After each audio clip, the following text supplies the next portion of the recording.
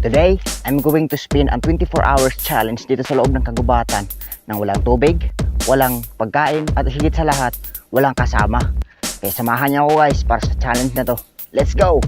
10 AM umalis ako sa bahay para makapunta sa lugar kung saan ko sisimulan o gagawin ang challenge.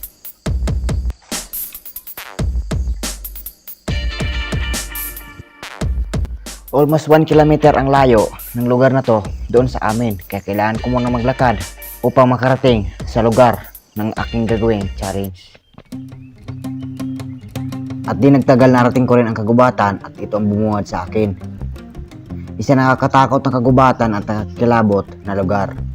Hindi ko alam kung saan ako matutulog ngayon at hindi ko alam kung saan ko magpapalipas ng gabi. At pagkarating ko agad sa lugar, pinasok ko agad ito upang ma-explore ang buong kagubatan. What's up guys?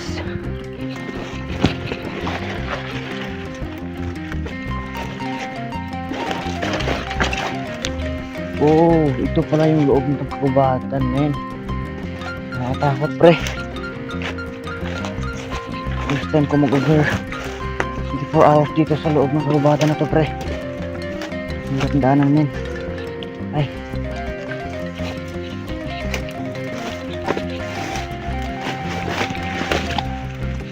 Hirap maging vlogger men. Hirap lang daanan dito. Sheesh. Ito pala yun men. Wow.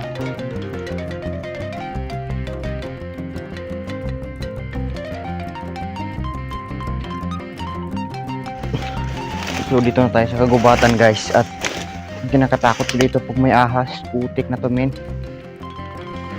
Haba ng mga damo, baka may ahas to men, putik.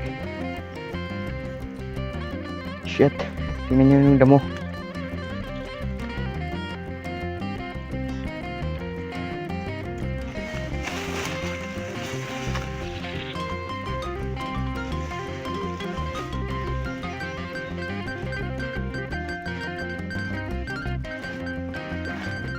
Hirap.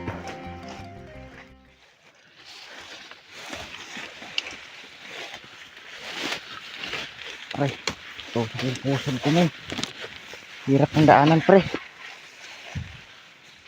Ganito pala kahirap yung loob ng kagubatan. Nakakala ko lang naman easy lang.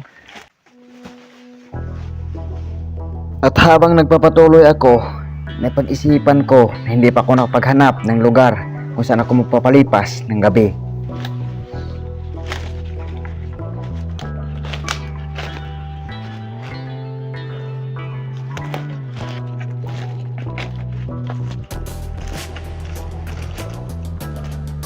Hindi ko pala dito guys oh.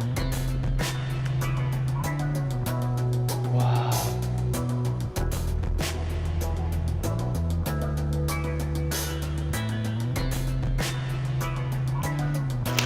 Tingin ko guys, naniligaw na ako dito sa loob ng kagubatan na to. Lutang igit na to men. Hindi ko na alam kung saan ito palabas dito men. Gusto ko na lumawas dito ako para makapag-set up ako ng tent, pero hindi ako magawa guys kasi no guys hindi ako makapag-set up ng tent. Kadahilanan ng naliligaw na ako at walang perfect spot dito guys na napunta dito. Hirap ito men. Nagpapawisan na ako. Utang igit.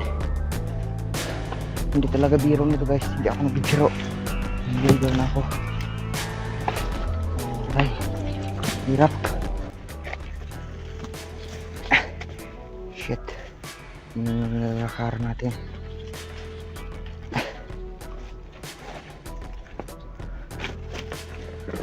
Sobrang hirap. Jesus Christ. Yan, aray.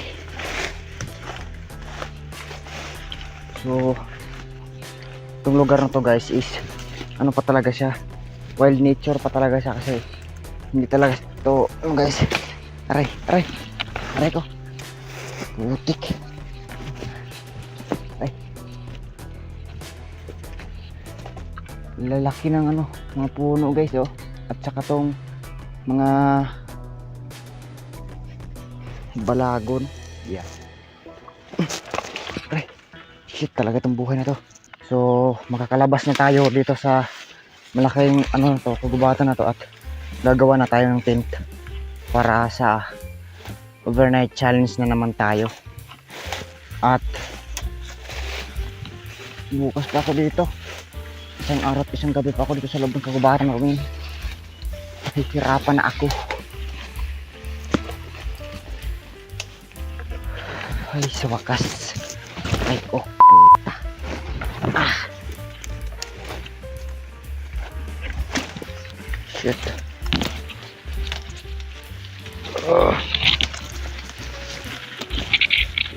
Shit.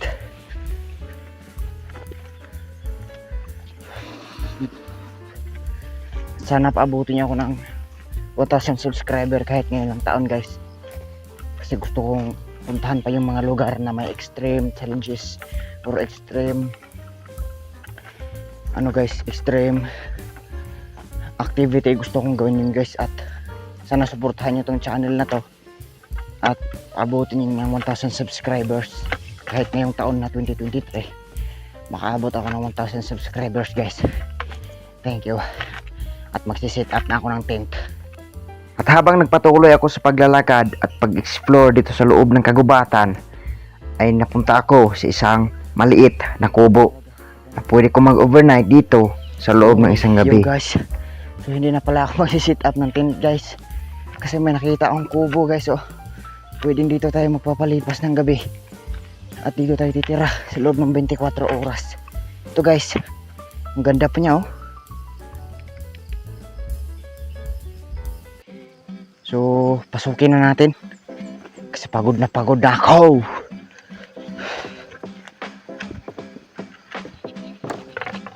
Okay to, men. Perfect spot to. Perfect spot talaga to, guys. Magpapahinga muna ako kasi ang pagod ako. Naligaw siguro. Pahinga muna tayo, guys. Go.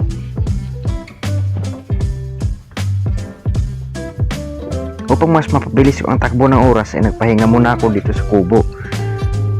Pag pagising ko ay tapos na ang challenge. Yo, what's up, yo, guys? So it's 3 PM 3 PM na talaga, guys. At ngayon kumakain ako nito, guys. Yan, langka. So sa makikita nyo, pasensya na, hindi ko to na content. May nagbigay kasi sa akin nito kanina, guys. Ngayon ko lang naalala na nagko-content pala ako, kaya nakalimutan ko. So ngayon, habang naghihintay tayong gumabi, kakainin muna natin to, guys. Let's go. At dahil may nagbigay sa akin ng pagkain, ay opportunity ko na to para kainin. Hindi naman ito yung pagkain na tinutukoy ko na hindi dalhin, kasi ang tinutukoy kong pagkain na hindi dalhin ay ang galing sa bahay. Kaya kinain ko na lang ito. At isa pa upang mas mapabilis ko ang takbo ng oras. Yo, zap. So kakatapos lang natin kumain. So yun, tapos na tayong kumain, guys. At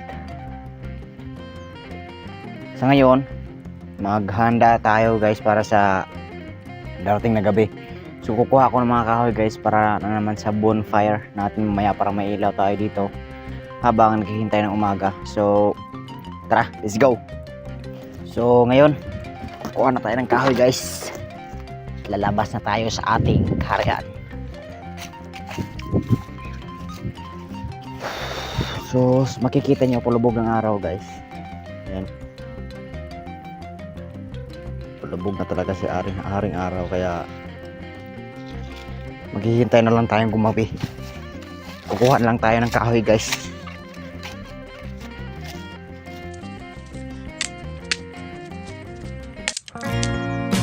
Upang mailaw ko mamayang gabi, kailangan ko munang kumuha ng mga puno, kahoy, upang magamit ko sa bonfire na gagawin ko.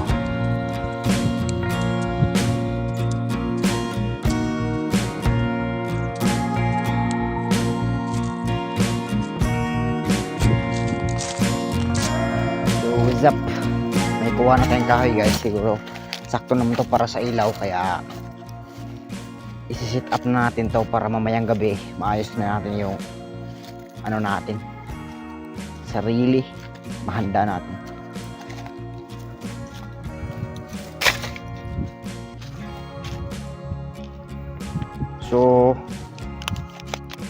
para sa mga nagtatanong dyan kung ano yung setup ko, so yan, dito ako ngayon. Yan, tapos ito yung ating katutulugan, yan yung kubo, at dito na yung kubat.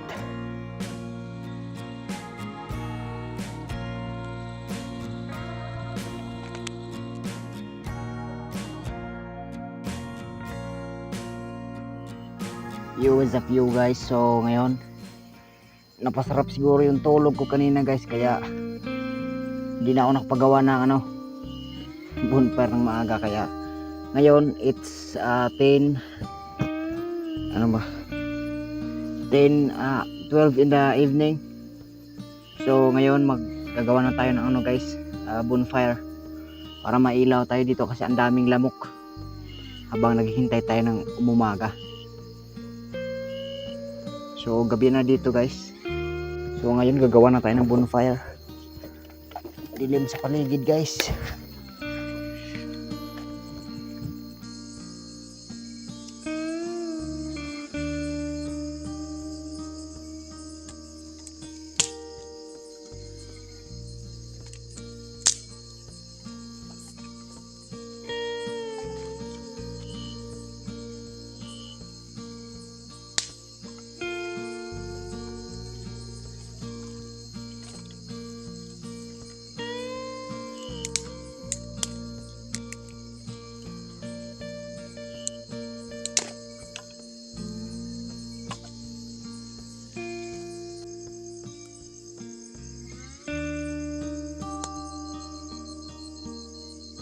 So ngayon guys, tapos na tayong gumawa ng bonfire. Balik na tayo dito sa loob ng kubo for the safety. Ginawa ko lang naman talaga yung bonfire guys para sa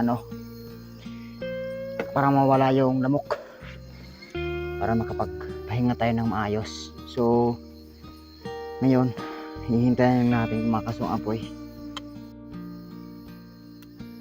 So para siguro sa mga nagtatanong kung ano yung kinakain ko ngayon, hindi po ako kumakain guys. Yung kinain ko po kanina, yun lang po yung nagsisilbing tanghalian ko. So sa ngayon hindi ako kumakain guys, kasi part ito sa challenge na hindi kakain. Kaya ngayon pahinga na lang muna ako kasi pagod na ako guys sa travel kanina.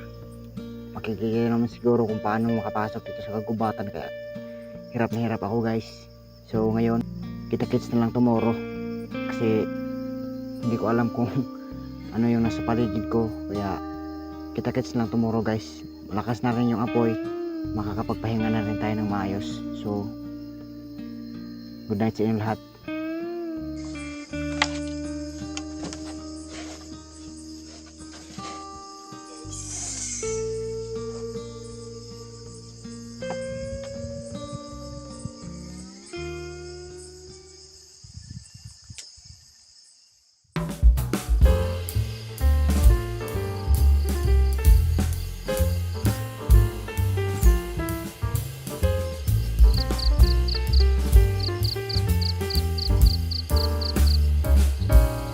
What's up? Good morning guys. So it's 6 AM in the morning. So ngayon dito guys sa gubatan is umaambon.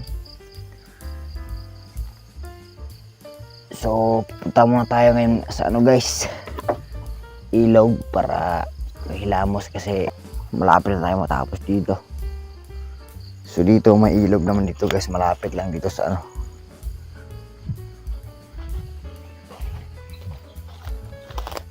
kailangan mo natin maghilamos guys.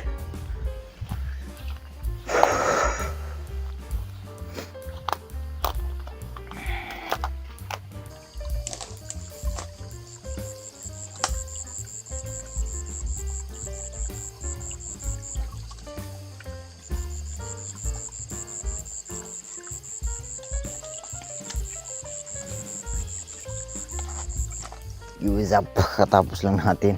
Okay. Labas ng tubig. So malinis naman yung tubig dito guys. Sarap ng tulog ko gabi kasi nga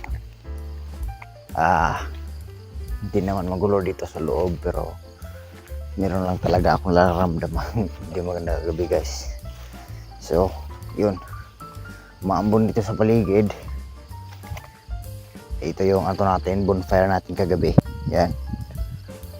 Tapos dyan tayo natulog kagabi. Dyan tayo natulog kagabi guys. Malapit na tayo mag 24 hours dito pagsapit ng 10 AM. So maghihintay na lang tayo ng 10 AM dito guys. Kita-kits mamaya.